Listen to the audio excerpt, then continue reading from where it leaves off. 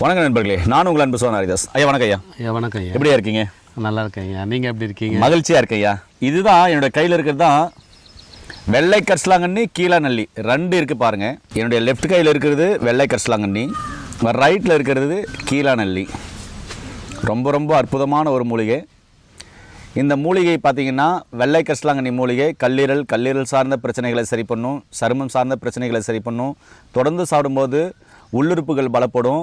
அதே மாதிரி நரம்பு சார்ந்த பிரச்சனைகளை சரி பண்ணும். உடல் குளிர்ச்சியாகும். பைல்ஸ் இருக்கிறவங்க சாப்பிட்லாம்.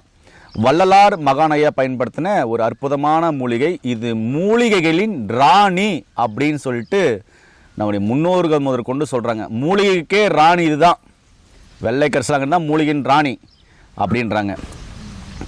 இந்த கரிசலாங்கண்ணி ஒரு காயகல்ப மருந்தாக நம்முடைய வள்ளலார் மகான் சொல்லியிருக்காரு. அது நிறைய நம்ம வீடியோக்கள் போட்டிருக்கோம், அதையும் நீங்கள் பாருங்கள். இது நுரையீரல் சார்ந்த பிரச்சனையை அற்புதமாக குணப்படுத்தும். கல்லீரல் பிரச்சனையை அற்புதமாக குணப்படுத்தும்.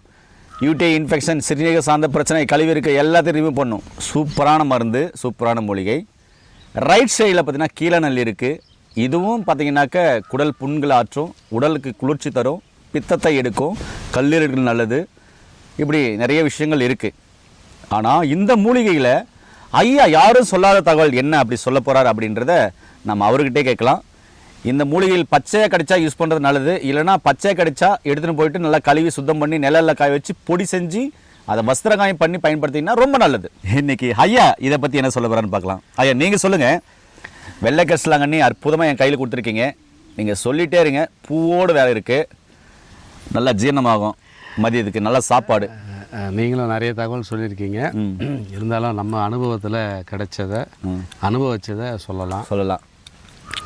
இந்த கீழாநெல்லி சாறு ஒரு 5 ml, இந்த வெள்ளை கரிசாலை சாறு ஒரு 5 ml எடுத்துக்கிறோம். ஒரு இளநீர் வெட்டி இந்த 5 ml அந்த 5 ml அதில் ஊற்றிடணும். ஊற்றிட்டு நல்லா குளிக்கிட்டு ஒரு 10 நிமிஷம் ஊற வச்சிடணும்.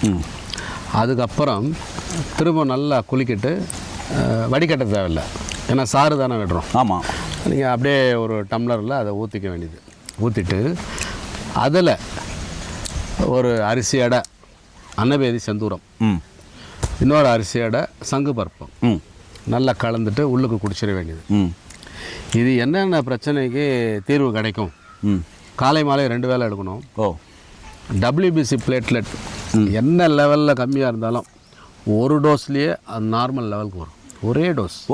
அதாவது வெள்ளை அணுக்கள் குறைபாடு உள்ளவங்களுக்கு அற்புதமாக வேலை செய்யுறீங்க. ஆமாம். கரிசாலை அந்த அளவுக்கு நல்லா அந்த அணுக்களை கூட்டும். அதனால் 2 வேளை எடுத்துக்கிட்டால் உத்தமம். ஆனால் ஒரு வேளையிலே அவங்களுக்கு அந்த எனர்ஜி கிடச்சிரும். அந்த பிளேட்லெட்லாம் குறைஞ்சதுனால அப்படியே டல் ஆகிடுவாங்க, வாமிட்டிங் சென்சேஷன் வரும், மயக்கம் போட்டு விழுந்துருவாங்க. அதெல்லாம் இருக்காது. நல்ல எனர்ஜி கொடுக்கும். ஒரே டோஸில் 2 வேளை எடுக்கலாம். அதிகபட்சம் 6 வேளை எடுக்கலாம். நார்மல் ஆகிட்டாங்கன்னா விட்டுடலாம். கேப் விட்டு 1 நாள் 2 நாள் கேப் விட்டு திருப்பி கொடுக்கலாம், தவறு இல்லை.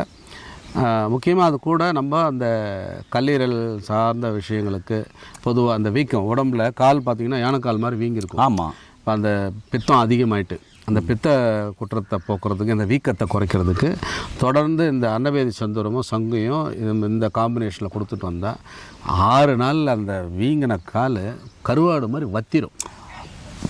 எக்ஸலண்ட்டுங்கய்யா. Okay, super. ஆமாம். அதனால் இதை பயன்படுத்திங்க. இன்னொன்று ஐயா சொன்ன தகவல் இது வரைக்கும் யாரும் சொல்லாத ஒரு விஷயம், இந்த வெள்ளை கரிசாலை இது. அதாவது சொல்லுவாங்க, இருக்கிறதுக்கு இரும்பை தின்னு, போகிறதுக்கு தங்கத்தை தின்னுவாங்க. அது என்ன? அது இருக்கிறது இரும்பு தின்னுன்னா இதில் அயம் சார்ந்த பொருள் நிறைய இருக்குது. ஆமாம். நீண்ட நாள் ஆரோக்கியமாக வாழணும் அப்படின்னா இதை சாப்பிடுங்கன்னு அர்த்தம். இருக்கிறதுக்கு இரும்பு தின்னு, போகிறதுக்குன்னா அல்ப வயசில் போயிடணும் அப்படின்னா தங்கத்தை தின்னு அப்படின்னா மஞ்சள் கரிசாலை, அதில் தங்க சத்து. அது எப்படின்னா நல்லது தான். தங்க சத்துங்கிறது மண்பூதம்னு சொல்லுவோம் நம்ம சித்தர்கள் இதில்.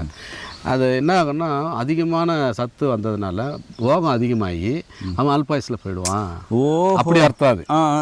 அது சைட் எஃபெக்ட் கிடையாது. விந்து விட்டவன் நொந்து கட்டான் மாதிரி. அது மாதிரி அது போகத்தை அதிகமாக தூண்டி இல்லறத்தில் அதிகமான நஷ்டம் ஏற்பட்டு ஆயுள் வந்து குறையும். அதனால போகிறதுக்கு தங்கத்தை தின்னு தான் அது மஞ்சள் கரிசாலை அந்த அர்த்தம். Okay okay okay. இது ஒரு விஷயம். ஃபிசிக்கல் இந்த பௌதிக உடலுக்கு நிறைய மூலிகைகள் இருக்குது, கரிசாலை உட்பட எல்லாமே இருக்குது. ஆனால் அருவமாக இருக்குல்ல உயிருங்கிற ஒரு உயிர்னு ஒன்று இருக்குல்ல உடம்புக்குள்ள, அந்த அருவமாக இருக்கிற உயிரில் இருக்கக்கூடிய குற்றங்கள், அதாவது சூட்சும தேகம்னு சொல்லுவோம், அதில் இருக்கிறத சரி பண்ணக்கூடிய இந்த பிரபஞ்சத்திலே இருக்கிற ஒரே மூலிகை வெள்ளை கரிசாலை மட்டும்தான். இந்த ரகசியத்தை சொல்லிடுறேன். ஓ, அதாவது ஃபிசிக்கல் பாடியில் நீங்கள் என்னென்னோ டெஸ்ட் எடுப்பீங்க, இதுக்கு வேர் அங்கே இருக்கும்.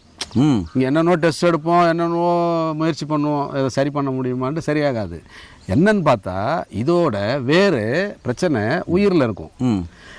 அந்த சூட்சும தேகத்தில் இருக்கிற பிரச்சனைகளை தீர்க்கறதுக்கு ஒரே ஒரு மருந்து இந்த நம்ம பிரபஞ்சத்தில் எதுன்னா வெள்ளை கரிசாலை. நானே மெய் மருந்து கேட்டுட்டேன்.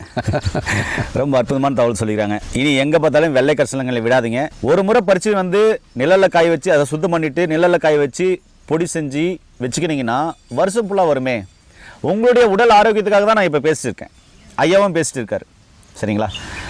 உங்கள் மேலே உள்ள ஒரு அன்புக்காக தான். இதே மாதிரி நிறைய தகவலை தெரிஞ்சுக்கொள்ள நம்முடைய சேனலை சப்ஸ்கிரைப் பண்ணுங்கள். நல்லதை பகிர்ந்து நல்ல ஆரோக்கியத்தை சமுதாயத்துக்கு கொடுப்போம். மீண்டும் இன்னொரு அருமையான பதிவில் உங்கள் அனைவரும் சந்திக்கும் வரை உங்களுக்கு இந்த விடைபெறுவது உங்கள் குடும்பத்தில் ஒருவனாக உங்கள் அன்பு சோன் ஹரிதாஸ். நன்றி, வணக்கம். வணக்கம் ஐயா.